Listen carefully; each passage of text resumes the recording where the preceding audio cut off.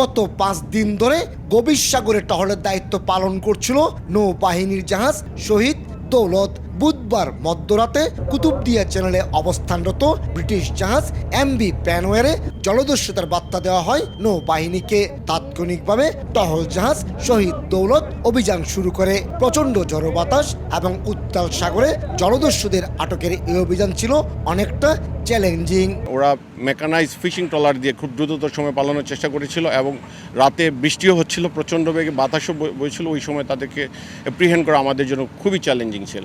নৌবাহিনীর ধাওয়ার মুখে জলদস্যুদের বহনকারী কাঠের বোটটি পালিয়ে যাওয়ার চেষ্টা করে, তবে শেষ রক্ষা হয়নি। আটক করা হয় 8 জলদস্যুকে। উদ্ধার করা হয়েছে জাহাজ থেকে লুট করা নানা মালামাল।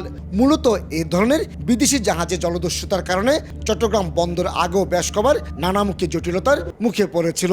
এই অবস্থায় জলদস্যু প্রতিরোধে নৌবাহিনী অনেকটা কঠোর অবস্থানে। আমাদের এই সকল অপারেশনের মাধ্যমে সে সকল বিরূপ যে মন্তব্য অথবা মনোভাব সেটা আমরা কোনোভাবেই আর ভবিষ্যতে হতে দেব না। নগদের কাছে সব গ্রাহকই প্রিয়, তাই তো সারা দেশে ক্যাশ আউট চার্জ সবচেয়ে কম। আটকদের পতেঙ্গে থানায় হস্তান্তরের পাশাপাশি মামলা দায়ের করেছে নৌবাহিনী। এই জলদস্যুদের তৎপরতার কারণে চট্টগ্রাম বন্দরে বহির্নোঙরের নিরাপত্তা যেমন বিঘ্নিত হচ্ছিল, তেমনি হুমকির মুখে পড়ছিল নৌবাণিজ্যে বাংলাদেশের সুনাম। তবে সে সুনাম ধরে রেখে এই জলদস্যুদের প্রতিরোধে বদ্ধপরিকর বাংলাদেশ নৌবাহিনী। এখন থেকে চট্টগ্রাম বন্দরে বহির্নোঙরে চলবে নৌবাহিনীর এই অভিযান, এমনটি বলছেন নৌবাহিনীর কর্মকর্তারা। কমল দে, সময় সংবাদ, চট্টগ্রাম।